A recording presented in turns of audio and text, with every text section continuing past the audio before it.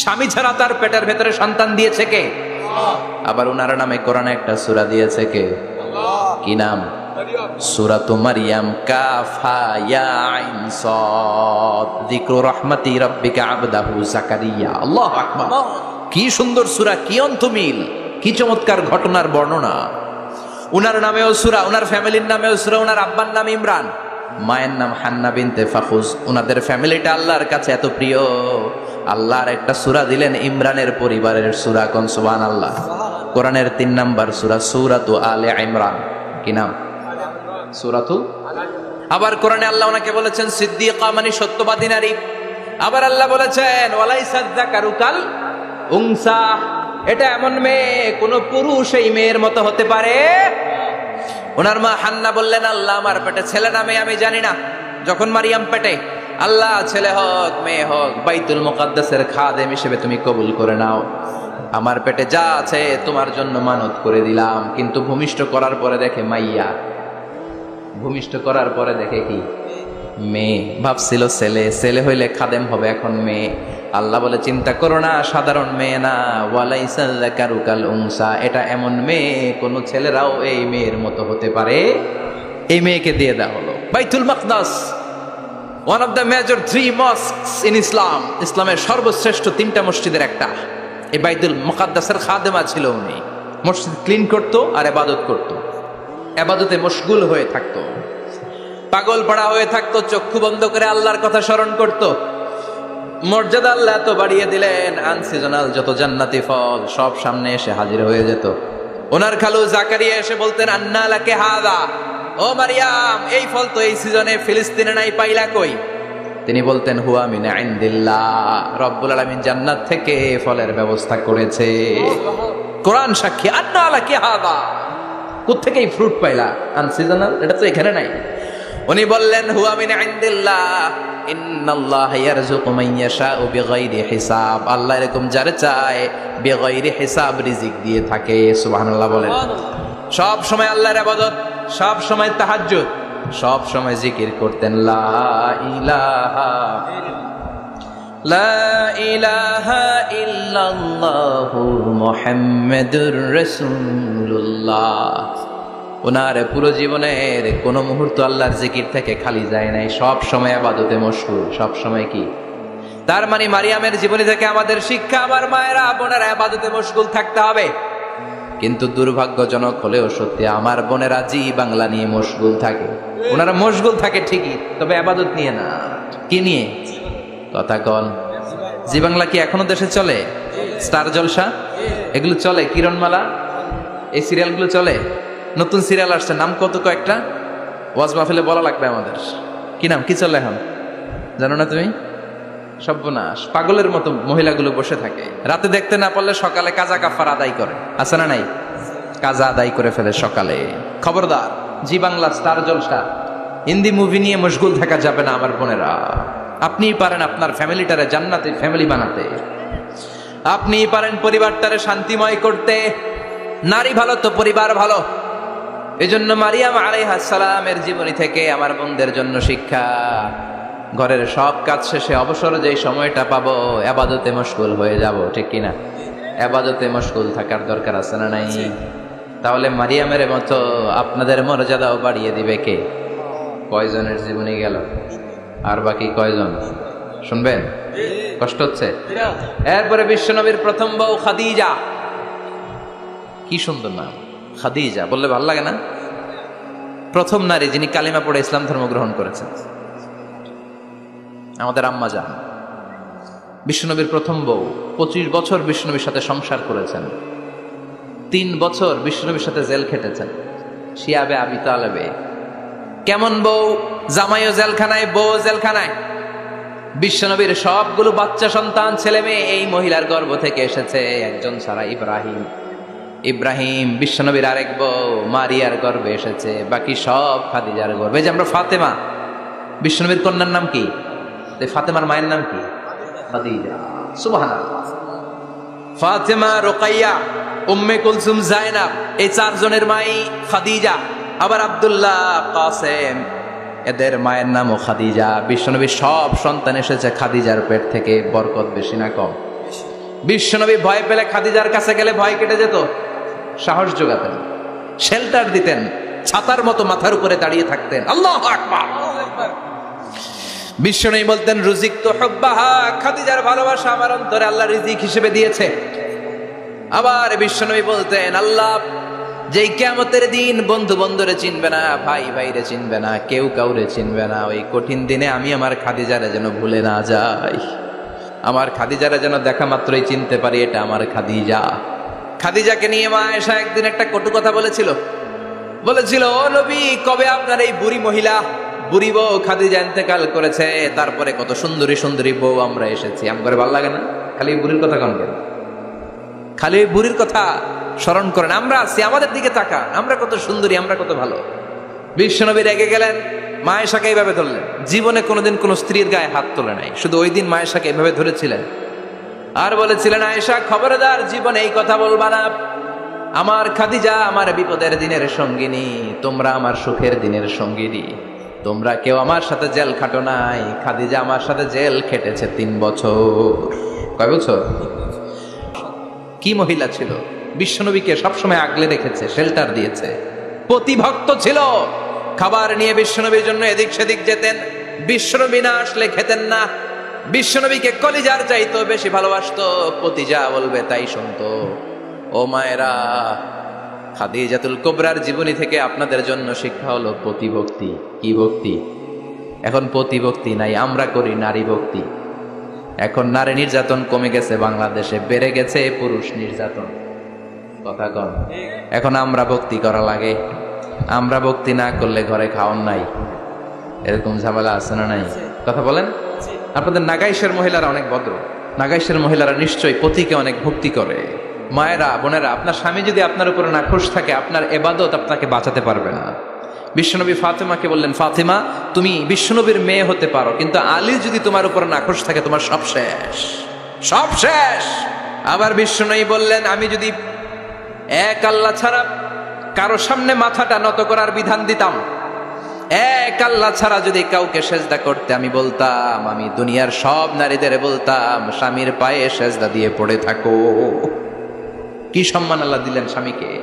আপনার জান্নাত আপনার স্বামীর ভেতরেই। স্বামীকে সন্তুষ্ট করেন, স্বামীর আনুগত্য করেন, দেখবেন ফ্যামিলিটা সুন্দর হবে।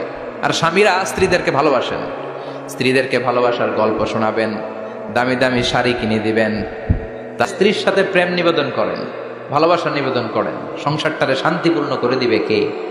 তার মানে খাদিজাতুল কুবরার জীবনী থেকে শিক্ষা কি?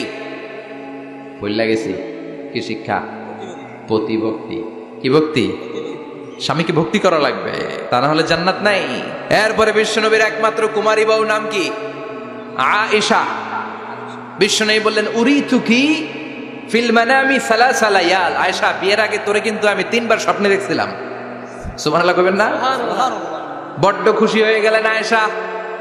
এরপরে বললেন 3 বার স্বপ্ন দেখার পরে তোমার ব্যাপারে মনের মধ্যে কেমন কেমন যেন ভালো লাগে। তারপরে একটা ছোট্ট কাগজের মধ্যে, জান্নাতি কাগজ, রেশমি কাপড়ের মধ্যে তোমার চেহারাটা এনে জিব্রাইল বললেন দেখেন নবী কেমন লাগে। আমি কইলাম ভালো লাগে। কার মেয়ে? আপনার বন্ধু আবু বকরের মেয়ে, বিয়ে করবেন নাকি? বিশ্বনবী বললেন ও জিব্রাইল তুমি যদি ঘটক হও, আল্লাহ যদি হয় কাজী, আমি মুহাম্মদ বিয়েতে রাজি। সুবহানাল্লাহ পড়েন। বিয়ে হয়ে গেল, কিন্তু ঘরে দামি ফার্নিচার নাই, টাকা পয়সাও তেমন নাই, কিন্তু আছে খালি সুখ। আছে কি? যেটা টাকা দিয়ে কিনা যায়, টাকা দিয়ে বাড়ি কিনা যায়, গাড়ি কিনা যায়, সুখ কিনা যায় নাকি? টাকা দিয়ে বিছানা কিনা যায়, বালিশ কিনা যায়, ঘুম কিনা যায় নাকি? কথা বলেন। এজন্য সুখ দেওয়ার মালিককে। দোকানে সুখ পাওয়া যায়? নাগাইশ বাজারে তো সুখ বেছে না, বেচতে নিয়ে যেতাম আছে গাড়িতে করে। সুখ বেছে? কথা কন। সুখ পাওয়া যায় না। সুখ দেওয়ার মালিক একজন, তিনি কে? ফেরাউনের অর্থমন্ত্রীর বউয়ের ঈমান দ্বিগুণ হয়ে যায়, 3 গুণ হয়ে যায়। সে বলে ফেরাউন গোটা পৃথিবীটারে এক পাশে করতে পারবি, কিন্তু আমার মাথাটা তোর পায়ের সামনে নোয়াতে পারবি?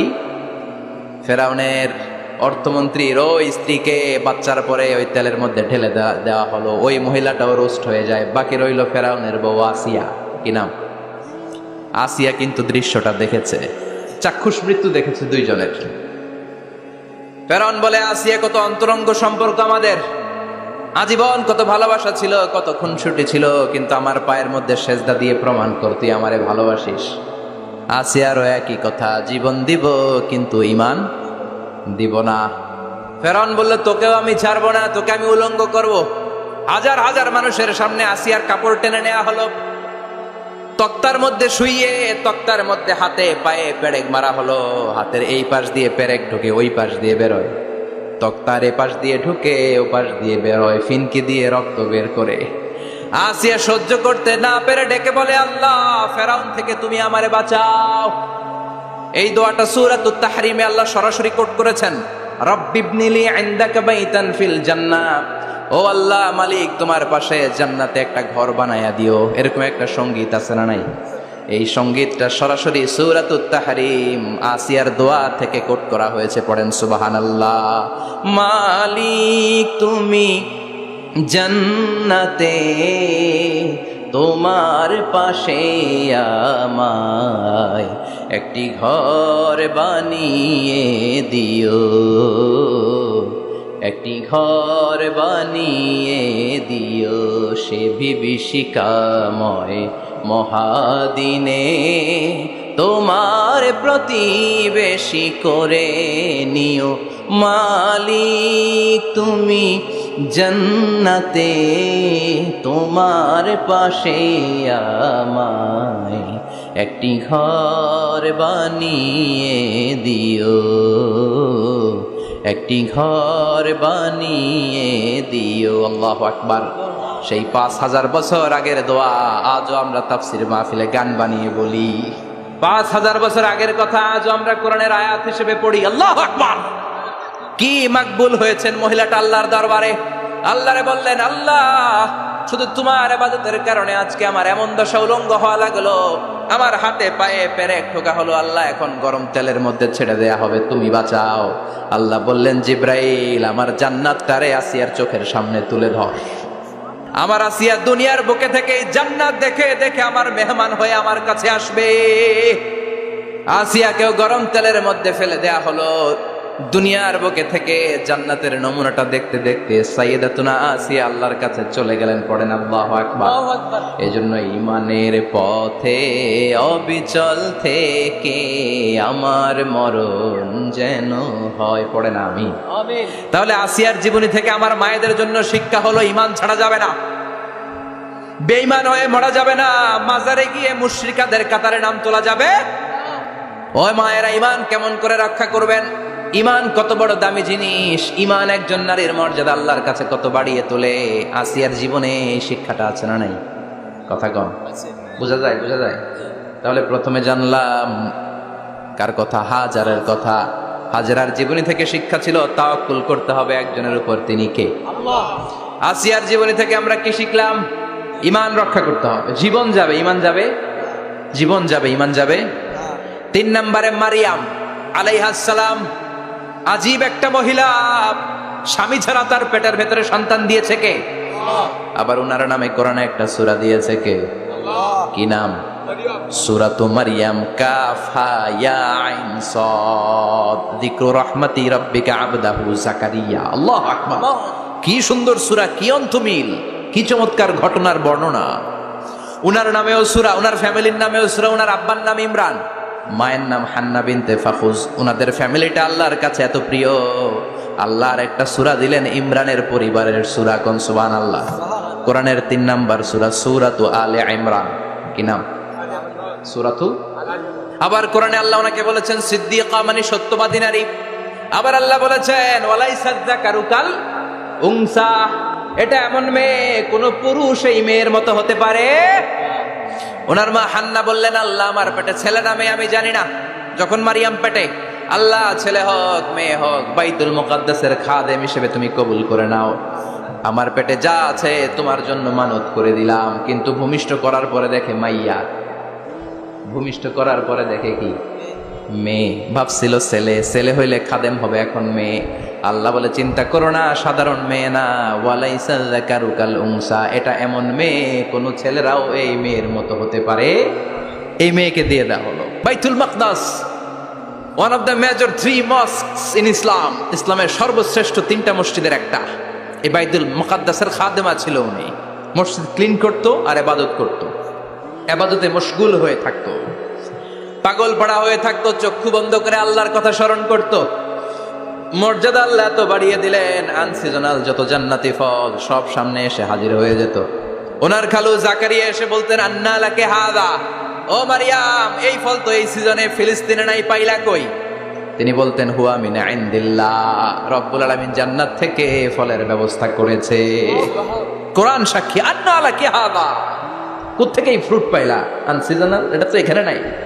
উনি বললেন, হুয়া মিন ইনদিল্লাহ, ইন্নাল্লাহা ইয়ারযুকু মান ইয়াশাউ বিগাইরি হিসাব, আল্লাহ এরকম যারে চায় বিগাইরি হিসাব রিজিক দিয়ে থাকে। সুবহানাল্লাহ বলেন।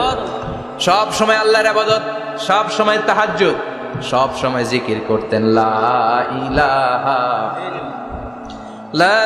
ইলাহা ইল্লাল্লাহু মুহাম্মাদুর রাসূলুল্লাহ। ওনার পুরো জীবনের কোন মুহূর্ত আল্লাহর জিকির থেকে খালি যায় নাই, সব সময় ইবাদতে মশগুল, সব সময় কি? তার মানে মারিয়ামের জীবনী থেকে আমাদের শিক্ষা, আমার মায়েরা বোনেরা ইবাদতে মশগুল থাকতে হবে। কিন্তু দুর্ভাগ্যজনক হলেও সত্যি, আমার বোনেরা জি বাংলা নিয়ে মশগুল থাকে। ওনারা মশগুল থাকে ঠিকই, তবে ইবাদত নিয়ে না। কি নিয়ে? কথা কন। জি বাংলা কি এখনো দেশে চলে? স্টার জলসা এগুলো চলে, কিরণমালা, এই সিরিয়ালগুলো চলে। নতুন সিরিয়াল আসছে, নাম কত কয়েকটা, ওয়াজ মাহফিলে বলা লাগবে আমাদের। কি নাম, কি চলে এখন জানো না তুমি? সর্বনাশ, পাগলের মতো মহিলাগুলো বসে থাকে, রাতে দেখতে না পারলে সকালে কাজা কাফার আদায় করে, আছে না নাই? কাজা আদায় করে ফেলে সকালে। খবরদার, জি বাংলা, স্টার জলসা, হিন্দি মুভি নিয়ে মশগুল থাকা যাবে না আমার বোনেরা। আপনিই পারেন আপনার ফ্যামিলিটারে জান্নাতে ফ্যামিলি বানাতে, আপনিই পারেন পরিবারটারে শান্তিময় করতে। নারী ভালো তো পরিবার ভালো। এজন্য মারিয়াম আলাইহিস সালামের জীবনী থেকে আমার বোনদের জন্য শিক্ষা, ঘরের সব কাজ শেষে অবসর যেই সময়টা পাবো ইবাদতে মশগুল হয়ে যাব, ঠিক কিনা? ইবাদতে মশগুল থাকার দরকার আছে না নাই? তাহলে মারিয়ামের মতো আপনাদের মর্যাদাও বাড়িয়ে দিবে কে? কয়জনের জীবনী গেল, আর বাকি কয়জন শুনবেন? কষ্ট হচ্ছে? এরপরে বিশ্বনবীর প্রথম বউ খাদিজা, কি সুন্দর নাম খাদিজা, বললে ভালো লাগে না? প্রথম নারী যিনি কালিমা পড়ে ইসলাম ধর্ম গ্রহণ করেছেন, আমাদের আম্মা জান, বিশ্বনবীর প্রথম বউ। 25 বছর বিশ্বনবীর সাথে সংসার করেছেন, 3 বছর বিশ্বনবীর সাথে জেল খেটেছেন, শিয়াবে আবি তালেবে। কেমন বউ? জামাইও জেলখানায়, বউ জেলখানায়। বিশ্বনবীর সবগুলো বাচ্চা সন্তান, ছেলে মেয়ে এই মহিলার গর্ভ থেকে এসেছে, একজন ছাড়া, ইব্রাহিম। ইব্রাহিম বিশ্বনবীর আরেক বউ মারিয়ার গর্ভে এসেছে, বাকি সব খাদিজার গর্ভে। যে আমরা ফাতেমা, বিশ্বনবীর কন্যার নাম কি? ফাতেমার মায়ের নাম কি? খাদিজা। সুবহানাল্লাহ। ফাতেমা, রুকাইয়া, উম্মে কুলসুম, জায়নাব, এই 4 জনের মাই খাদিজা। আবার আব্দুল্লাহ, কাসেম, এদের মায়ের নামও খাদিজা। বিশ্বনবীর সব সন্তান এসেছে খাদিজার পেট থেকে। বরকত বেশি না কম? বিশ্বনবী ভয় পেলে খাদিজার কাছে গেলে ভয় কেটে যেত, সাহস যোগাতেন, শেল্টার দিতেন, ছাতার মতো মাথার উপরে দাঁড়িয়ে থাকতেন। আল্লাহু আকবার। বিশ্বনবী বলতেন, রুজিক তো হুব্বাহা, খাদিজার ভালোবাসা আমার অন্তরে আল্লাহ রিজিক হিসেবে দিয়েছে। আবার বিশ্বনবী বলতেন, আল্লাহ যেই কিয়ামতের দিন বন্ধু বন্ধুরে চিনবে না, ভাই ভাইরে চিনবে না, কেউ কাউরে চিনবে না, ওই কঠিন দিনে আমি আমার খাদিজারে যেন ভুলে না যাই, আমার খাদিজারে যেন দেখা মাত্রই চিনতে পারি এটা আমার খাদিজা। খাদিজাকে নিয়ে মা আয়েশা একদিন একটা কটু কথা বলেছিল, ও নবী, কবে আপনার এই বুড়ি মহিলা, বুড়ি বউ খাদিজা ইন্তেকাল করেছে, তারপরে কত সুন্দরী সুন্দরী বউ আমরা এসেছি, আমার ভালো লাগে না? খালি বুড়ির কথা কন কেন? খালি বুড়ির কথা স্মরণ করেন। আমরা আছি, আমাদের দিকে তাকান, আমরা কত সুন্দরী, আমরা কত ভালো। বিশ্বনবী রেগে গেলেন, মা আয়েশাকে এইভাবে ধরলেন। জীবনে কোনোদিন কোনো স্ত্রীর গায়ে হাত তোলে নাই, শুধু ওই দিন মা আয়েশাকে এইভাবে ধরেছিলেন আর বলেছিলেন, আয়েশা খবরদার, জীবনে এই কথা বলবা না। আমার খাদিজা আমার বিপদের দিনের সঙ্গিনী, তোমরা আমার সুখের দিনের সঙ্গিনী। তোমরা কেউ আমার সাথে জেল খাটো নাই, খাদিজা আমার সাথে জেল খেটেছে 3 বছর। কয় বছর? কি মহিলা ছিল! বিশ্বনবীকে সবসময় আগলে রেখেছে, শেল্টার দিয়েছে, প্রতিভক্ত ছিল। খাবার নিয়ে বিশ্বনবীর জন্য এদিক সেদিক যেতেন, বিশ্বনবী না আসলে খেতেন না। বিশ্বনবীকে কলিজার চাইতো বেশি ভালোবাসতো, পতি যা বলবে তাই শুনতো। ও মায়েরা, খাদিজাতুল কুবরার জীবনী থেকে আপনাদের জন্য শিক্ষা হলো পতিভক্তি। কি ভক্তি? এখন পতিভক্তি নাই, আমরা করি নারী ভক্তি। এখন নারী নির্যাতন কমে গেছে বাংলাদেশে, বেড়ে গেছে পুরুষ নির্যাতন। কথা কন। এখন আমরা ভক্তি করা লাগে, আমরা ভক্তি না করলে ঘরে খাওয়ান নাই, এরকম ঝামেলা আছে না নাই? কথা বলেন। আপনাদের নাগাইশের মহিলারা অনেক ভদ্র, নাগাইশের মহিলারা নিশ্চয়ই পতিকে অনেক ভক্তি করে। মায়েরা, বোনেরা, আপনার স্বামী যদি আপনার উপরে নাখোশ থাকে, আপনার এবাদত আপনাকে বাঁচাতে পারবে না। বিশ্বনবী ফাতেমাকে বললেন, ফাতেমা তুমি বিশ্বনবীর মেয়ে হতে পারো, কিন্তু আলী যদি তোমার উপরে নাখোশ থাকে তোমার সব শেষ, সব শেষ। আবার বিশ্বনবী বললেন, আমি যদি এক আল্লাহ ছাড়া কারো সামনে মাথাটা নত করার বিধান দিতাম, এক আল্লাহ ছাড়া যদি কাউকে সেজদা করতে আমি বলতাম, আমি দুনিয়ার সব নারীদের বলতাম স্বামীর পায়ে সেজদা দিয়ে পড়ে থাকো। কি সম্মান আল্লাহ দিলেন স্বামীকে। আপনার জান্নাত আপনার স্বামীর ভেতরেই। স্বামীকে সন্তুষ্ট করেন, স্বামীর আনুগত্য করেন, দেখবেন ফ্যামিলিটা সুন্দর হবে। আর স্বামীরা স্ত্রীদেরকে ভালোবাসেন, স্ত্রীদেরকে ভালোবাসার গল্প শোনাবেন, দামি দামি শাড়ি কিনে দিবেন, তা স্ত্রীর সাথে প্রেম নিবেদন করেন, ভালোবাসা নিবেদন করেন, সংসারটারে শান্তিপূর্ণ করে দিবে কে? তার মানে খাদিজাতুল কুবরার জীবনে থেকে শিক্ষা কি? বললা গেছি কি শিক্ষা? পতিভক্তি। কি ভক্তি? স্বামীকে ভক্তি করা লাগবে, তা না হলে জান্নাত নাই। এরপরে বিশ্বনবীর একমাত্র কুমারী বউ নাম কি? আয়েশা।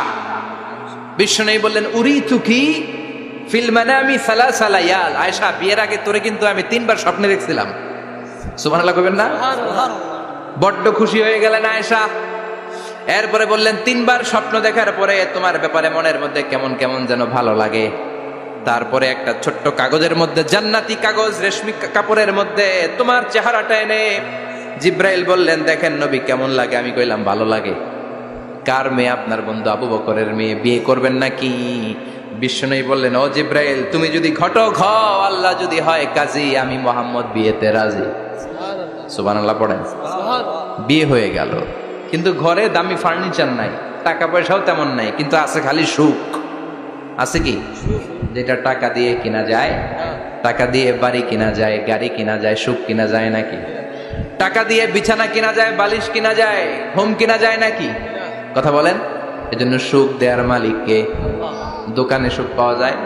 নাগাইশ বাজারে তো সুখ বেছে না, বেচতে নিয়ে যাইতাম আজকে গাড়িতে করে। সুখ বেছে? কথা কন। সুখ পাওয়া যায় না। সুখ দেয়ার মালিক একজন, তিনি কে? মা আয়েশা একমাত্র কুমারী বউ। আদর করে তিনি ডাকতেন হুমায়রা, আবার মাঝে মাঝে ডাকতেন ইয়া আইশু। আয়েশা না, আয়েশু সংক্ষেপ। এত ভালোবাসতেন মা আয়েশাকে। মা আয়েশা গ্লাসের যেই জায়গা দিয়ে পানি খেতেন, বিশ্বনবী ওই জায়গায় মুখ লাগিয়ে পানি খেত। মা আয়েশা গোশতকে হাড্ডি ফেলে দিলে বিশ্বনবী ওই হাড্ডিটা নিয়ে চষতে শুরু করে দিত। এক বালতি থেকে পানি নিয়ে 2 জনে গোসল করত। আবার বিশ্বনবী মাঝে মাঝে বায়না ধরতো, মাঝে মাঝে রাগও করতো। সুবহানাল্লাহ কোন। স্বামী স্ত্রীর মধ্যে একটু রাগ আছে না নাই? রাগ থাকলে ওইটারে আবার ভালোবাসায় পরিণত করে দেয় কে? রাগ না থাকলে ভালোবাসা তো ভালোবাসাই না, রাগ থাকতেই হবে, তাইলে ভালোবাসার মর্ম বোঝা যায়। চিল্লায় বলেন ঠিক কিনা? ক্ষুধা না থাকলে খাবারের মর্যাদা বোঝা যায় না।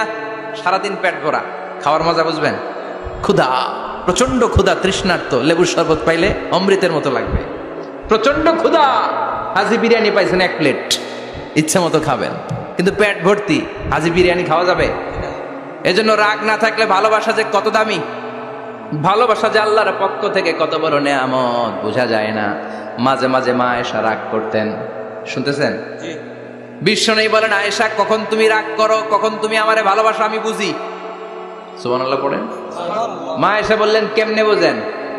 বিশ্বনবী বললেন, যখন তুমি রাগ করো তখন নামাজের পরে দোয়ার মধ্যে বলো, ও ইব্রাহিম আলাইহিস সালামের আল্লাহ, আপনি আমার উপর দয়া করেন। তার মানে তুমি রাগ করে আছো, আমার নাম নাও নাই।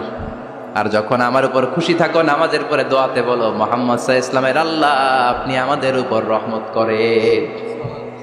তার মানে খুশির সময় তুমি আমার নাম নাও, রেগে গেলে অন্য নবী দেওয়ার দোয়া সেরা দাও, রেগে গেলে আমার নামটা নাও না। মা আয়েশা বলে, নবী গো, আমি তো শুধু নামটাই মুখ দিয়ে নেই না, কিন্তু কলিজা থেকে তো আপনারে বাদ দিতে পারি না। আল্লাহু আকবার! কি ভালোবাসা! মা আয়েশা বলতেন, আমি যখন বিশ্বনবীর সাথে শীতের রাতে এক ল্যাপের নিচে ঘুমাতাম তখনও জিব্রাইল ওহী নাজিল করত।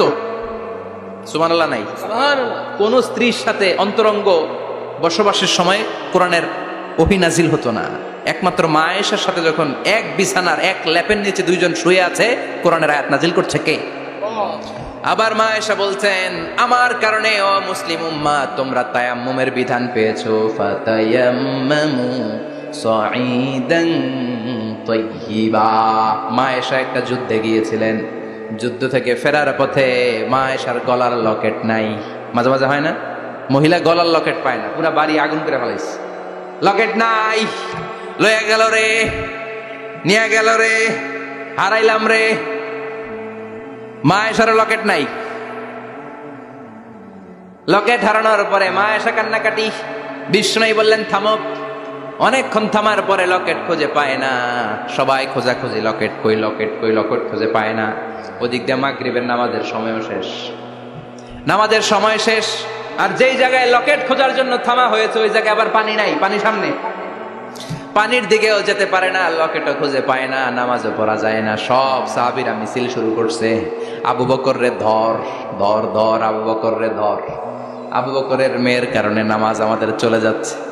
সাইয়েদনা আবু বকর ঘটনা বেসামাল দেখে আয়েশার কাছে গেল, যে দেখে বিশ্বনবী মা আয়েশার কোলের মধ্যে, ল্যাপের মধ্যে মাথা দিয়ে শুয়ে আছে। রাগের চোটে বুখারীর বর্ণনা, আঙ্গুল নিয়ে মা আয়েশার পেটের মধ্যে দিল এক খোঁচা। লকেট হারাইলি কেন? ক তোর জন্য বাইরে মিছিল চলে, তোর জন্য বাইরে সব সাহাবারা বলে নামাজ পড়তে হবে, সময় নাই। ও আবু বকর, আপনার মেয়ের কারণে এই কাণ্ড। খাসরা মানে কুমর। আবু বকর মা আয়েশার খাসরাতে এত জোরে গুতা মেরেছেন, মা আয়েশা বললেন এই গুতার কারণে আমি অনেক দূরে চলে যাওয়ার কথা ছিল ব্যথার চোটে, কিন্তু যাই নাই, কারণ কোলে কে? কোলের মধ্যে বিশ্বনবীর মাথা, নড়ে গেলে বিশ্বনবীর ঘুম ভেঙে যাবে, ব্যথাটা হজম করেছি, নড়ি নাই। আল্লাহ তখন আয়াত নাজিল করলেন, ফালাম তাজিদু মাআন ফাতায়াম্মামু সাঈদান তাইয়্যিবা। ও সাহাবারা, মিছিল বন্ধ করো। কোন নারীর বিরুদ্ধে মিছিল করো? এই নারীর সাথে তো বিয়ে আমি সরাসরি বিশ্বনবীর দিয়েছি। যাও, ওযুর জন্য টেনশনে ছিলা, টেনশনের দরকার নাই। আয়েশার কারণে আজকে নতুন করে একটা বিধান দিলাম, আজ থেকে যদি ওযুর পানি না পাওয়া যায়, বালুর মধ্যে 2 হাত বাড়ি মেরে তায়াম্মুম করো, নামাজ পড়ে নাও, কবুল করে নিবে কে? এই মা আয়েশার লকেট হারানোর কারণে তায়াম্মুমের বিধান নাজিল হয়েছে। কোন সুবহানাল্লাহ। মা আয়েশা বলতেন, আমার কোলে মাথা রেখে বিশ্বনবী শেষ নিঃশ্বাস ত্যাগ করেছে, আবার আমার ঘরের মধ্যেই বিশ্বনবীর কবর। সুবহানাল্লাহ। বিশ্বনবীর কবরটা কিন্তু মা আয়েশার ঘরের মধ্যে। এখনো বিশ্বনবীর কবর যেই জায়গায়, এই জায়গায় মা আয়েশার ঘর ছিল। সুবহানাল্লাহ। কোন 2210টি হাদিস বর্ণনা করেছেন। কত কথা কেন? 2210টা ফ্যামিলির হাদিস বর্ণনার জন্য মা আয়েশাকে আল্লাহ তাআলা বিশ্বনবীর ট্যাপ রেকর্ডার বানিয়ে পাঠিয়েছেন। যাই বিশ্বনবী বলতেন ট্যাপ রেকর্ডের মতো রেকর্ড করে সব সাহাবীদের কাছে বর্ণনা করতেন। কত কবিতা উনি নিজে জানতেন, নিজেই জানে না। কত মাসালা যে জানতেন তার কোনো হিসাব নাই। ইলমুল ফারায়েজ, বাপ মরলে ছেলে মেয়ে থাকলে কে কতটুকু সম্পদ পাবে, মা আয়েশার চেয়ে এই বিধান মদিনায় কেউ জানতো না। বিশ্বনবীর ইন্তেকালের পরে সাহাবাদের মধ্যে কোনো মাসালা নিয়ে কনফিউশন হলে সব সাহাবারা আম্মা জান আয়েশার কাছে এসে সলিউশন নিয়ে যেতেন।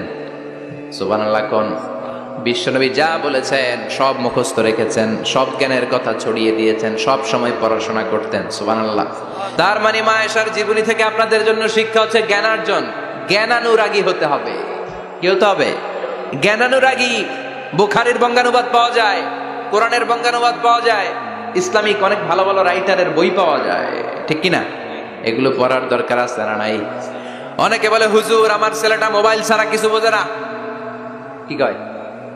মোবাইল ছাড়া কিছু বোঝে না। হুজুর মোবাইল দিলে ঠান্ডা, মোবাইল নিলে কান্দে, এরকম আছে না নাই? এর কারণ হাজব্যান্ড ওয়াইফ দুইটার কাছে সবসময় মোবাইল। কথা কন।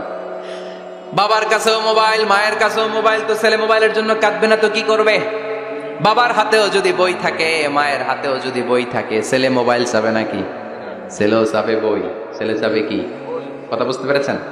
এই জন্য জ্ঞান অনুরাগী হতে হবে মা আয়েশার মতো। মা আয়েশা 2210টা হাদিস মুখস্থ করেছে, আপনি কয়টা করছেন? উনি পারলে আপনি পারবেন না কেন? মায়েরা শুনতেছেন তো? আশা করি আপনারা শুনতেছেন। তাহলে মা আয়েশার জীবনী থেকে আমরা শিক্ষা পেলাম জ্ঞান চর্চা করতে হবে। সর্বশেষ কোন নারী? কথা কন। ফাতিমা রাদিয়াল্লাহু তাআলা আনহা, বিশ্বনবীর কলিজার টুকরা। চাচাতো ভাই আলীর সাথে বিয়ে হলো। আলী যখন প্রস্তাব দিল ফাতেমার কাছে, যে বলে ও ফাতেমা রাজি আছো কিনা, চুপচাপ কথা কয় না। বিশ্বনবী বুঝলেন রাজি, দুইজনকে বিয়ে পড়িয়ে দিলেন। বিয়ে পড়িয়ে দুইজনকে দাঁড় করিয়ে দিয়ে বিশ্বনবী ওযু করলেন। ওযু করার পরে সামান্য কিছু ওযুর পানি ছিল, আলীর মাথার মধ্যে ছিটিয়ে দিলেন, বরকতের পানি। সুবহানাল্লাহ কইবেন না? সুবহানাল্লাহ। ওযু করে সাইয়েদনা আলীর মাথার মধ্যে ছিটিয়ে দিলেন আর দোয়া করে দিলেন, বারাকাল্লাহু লাকুমা ওয়া বারাকা আলাইকুমা ওয়া জামাআ বাইনাকুমা ফি খাইর। আল্লাহ তোমাদের দুইজনকে বরকত দিয়ে দাম্পত্য জীবন শুরু করার তৌফিক দান করুক। আবার দোয়া করলেন, আল্লাহুম্মা বারিক লাহুমা ফি বিনাইহিমা, ওদের সম্পর্কে বরকত দেন। ওয়া নাসালিহিমা শিবলিহিমা, ওদের গর্ভে যে সন্তান আসবে এগুলোর শ্রেষ্ঠ সন্তান বানান। 1 বছরের ব্যবধানে ঘরটাকে আলোকিত করে প্রথম সন্তানের জন্ম হাসান। সুবহানাল্লাহ। হাসান রে বিশ্বনবী এত আদর করেছেন, বিশ্বনবীর কাছ থেকে এত আদর কেউ কোনোদিন পায় নাই। হাসান রে বিশ্বনবী ডাকতেন লুকা। বুখারীর বর্ণনা। শব্দটা কি? লুকা মানে পিচ্ছি। ছোট বাচ্চাদেরকে আপনারা কি কন? আরে পিচ্ছি তো আমি কইছি, আপনারা কি কন? নাগাইছে কি বলেন? বাচ্চা বলেন, বাবু বলেন, আর কিছু কি বলেন? আর আর কিছু নাই। তাহলে যে বাবু পিচ্ছি, হ্যাঁ, এই বাবু পিচ্ছি আরবি হচ্ছে লুকা। বিশ্বনবী ফাতেমার ঘরে এসে বলতেন, আইনা লুকা, পিচ্ছিটা কই রে? আমার হাসান কই, আমার নানা ভাই কই? আর বিশ্বনবীর আওয়াজ শুনলে হাসান এসে বিশ্বনবীর কাঁধে, আল্লাহু আকবার, আল্লাহু আকবার। বিশ্বনবী বলতেন, ফাতেমা আমার কলিজার টুকরা, যে ফাতেমারে কষ্ট দেয় সে আমারে কষ্ট দেয়, ফাতেমারে আনন্দ দেয় মানে আমি বিশ্বনবীরে আনন্দ দেয়।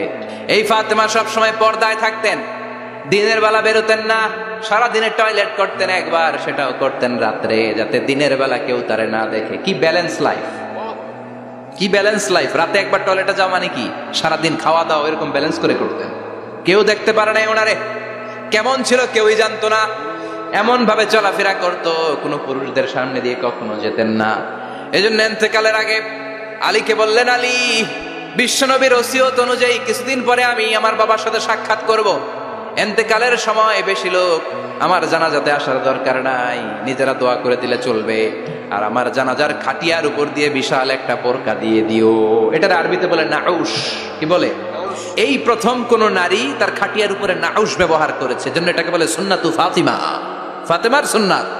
সাইয়েদাতুনা ফাতেমার আগে কেউ জানাজার খাটিয়াতে নাউশ ব্যবহার করে নাই। আল্লাহু আকবার।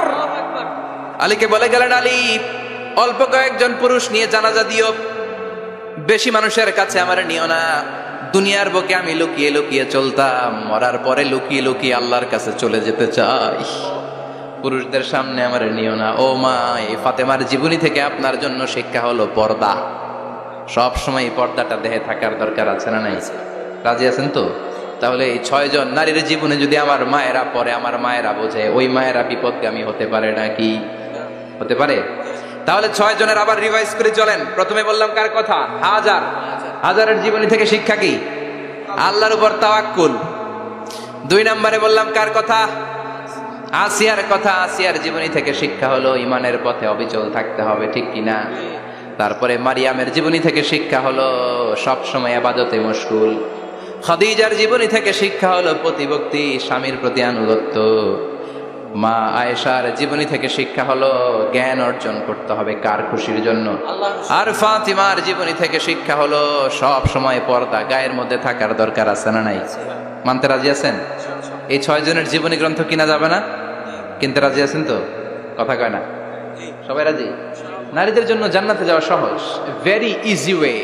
Our beloved Prophet Muhammad has prescribed a very easy way to enter the paradise for the women.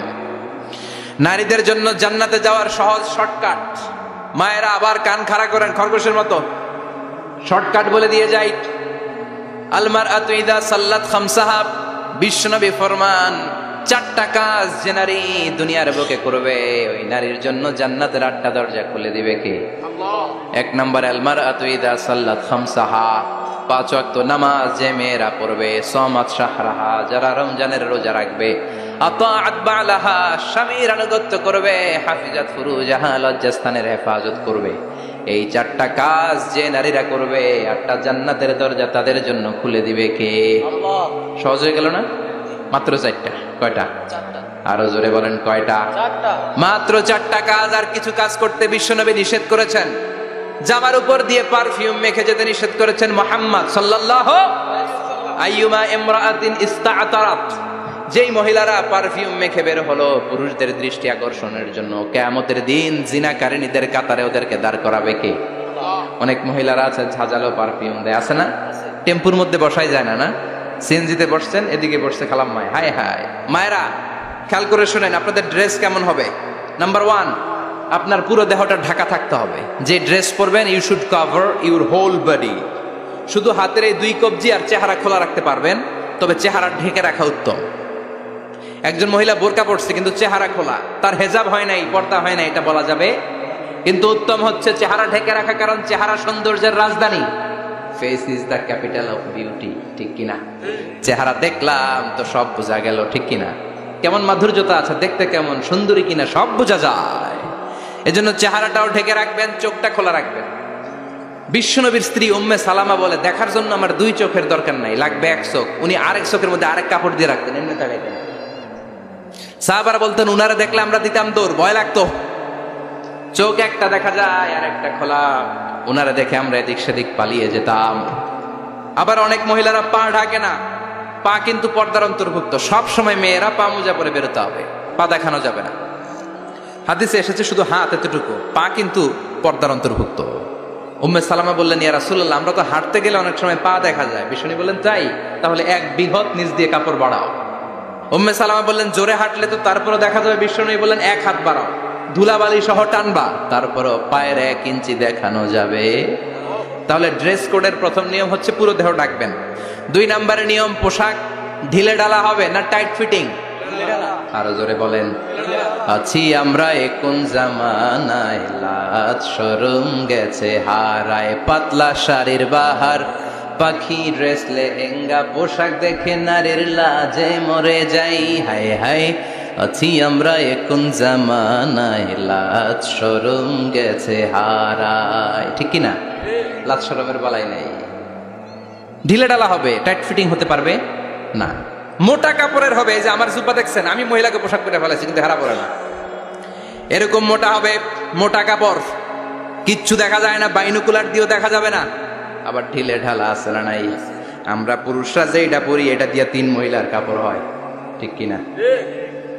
কাপড় পরতে চায় না তারা, ওদের পোশাক আমরা নিয়ে নিচ্ছি। তার মানে ঢিলে ঢালা হবে, মোটা কাপড়ের হবে, টাইট ফিটিং হতে পারবে। আবার পুরুষদের পোশাক হতে পারবে। এই 4টা নিয়ম মেনে যে যেই ধরনের পোশাক পরেন, চাদর পরেন সমস্যা নাই, শাড়ি পরেন সমস্যা নাই, ব্লাউজ পরলে ফুল হাতা পরবেন সমস্যা নাই, মেক্সি পরলেও সমস্যা নাই, বোরকা পরলেও সমস্যা নাই, কিন্তু পোশাকটা শালীন পোশাক হতে হবে। কি পোশাক? সবাই বলেন, শালীন পোশাক। পুরুষদের পোশাক পরা যাবে, কারণ বিশ্বনবী লানত করেছেন ওই নারীদেরকে, যেই নারীরা পুরুষদের মতো সাজতে চায়। এরকম আছে না নাই? দেখলে বোঝা যায় না কোনটা ছেলে কোনটা মেয়ে, আছে না নাই? ইসলাম যে মর্যাদা আপনাদেরকে দিয়েছে, আর কেউ দিয়েছে নাকি? ইসলাম বলে প্রথম সন্তান কন্যা সন্তান হলে ঘরের মধ্যে বরকত, আছে না নাই? মিন বারাকাতিল মারআতি তাবকিরুহা বিল ইনাস। একটা মেয়ের মধ্যে বরকত বেশি না কম কেমনে বুঝবেন? তার প্রথম সন্তান যদি মেয়ে হয়, তাহলে বুঝবেন এই মেয়েটা বরকতওয়ালা মেয়ে। এই মেয়ে আপনার জীবনে অনেক কিছু নিয়ে আসবে। সুবহানাল্লাহ কইতে পারেন না?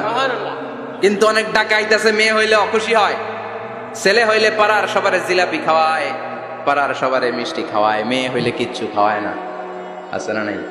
কিন্তু আমরা মেয়ে হলে খুশি হব। কার কার প্রথম সন্তান মেয়ে? হাত তোলেন।